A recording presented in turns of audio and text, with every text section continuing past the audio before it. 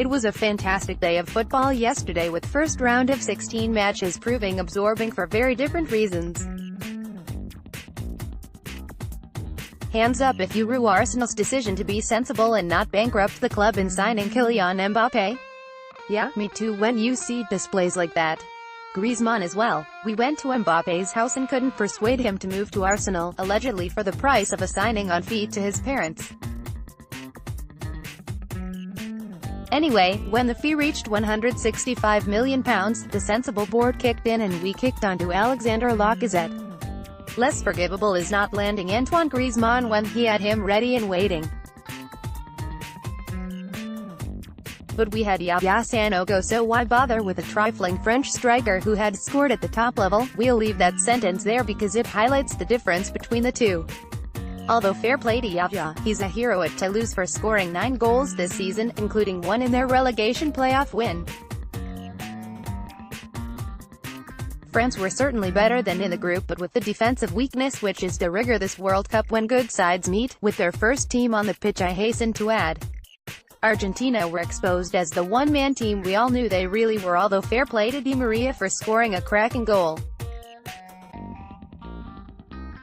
Even when France were in control, their vulnerability kicked in and left you thinking Argentina might send us into a most welcome extra 30 minutes. Thankfully, we were spared the unsatisfactory end with a penalty shootout. It was a game begging to be won by moments of brilliance. And thankfully, it was. It meant the first GOAT was on his way home, proving the theory that it's no good being the GOAT if the other 10 aren't good enough.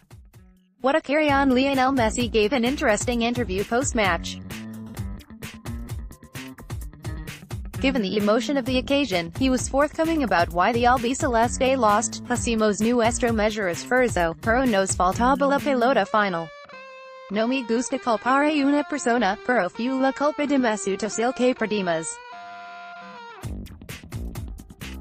A harsh position to adopt, but he went on to back it up with stats, which left Ronaldo to hitch his shorts over his head after Uruguay deservedly won their match.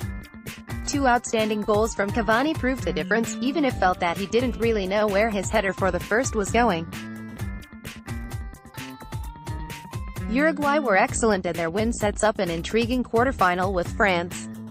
Lucas Torreira sent everyone into a paroxysm of panic. Ooh, he's played well, gibber, someone else will sign him. Get a grip. As if any club would sign a player based on one performance. He was a terrier in the tackle, snapping and biting away at the ball, heading it while on the ground at one point. The kind of defensive determination we've been missing for years, with it seems an unhealthy dose of the lunatic about him. Not the Otamendi kind of cowardly kicking of a ball at a prone opponent, but proper mental.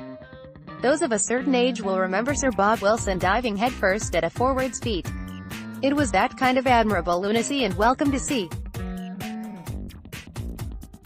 £25 million seems a bargain in this overinflated market, and according to reports this morning, it's still for completion as soon as Uruguay are knocked out of the World Cup. Cech ain't out on the subject of old goalkeepers. Petr Cech isn't going anywhere anytime anyhow.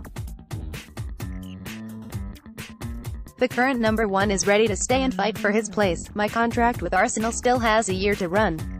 The only thing I'm preparing for is the fight for the number 1 spot in goal. Napoli were interested, but my future is at Arsenal. I didn't think of changing clubs. Unai Emery's problem isn't solved yet. Whether that's posturing from Cech is another matter. Everyone expects either him or Ospina to do one this summer, with Cech's comments pointing toward it being the latter. The wider issue is what it means for goalkeepers further down the club ladder.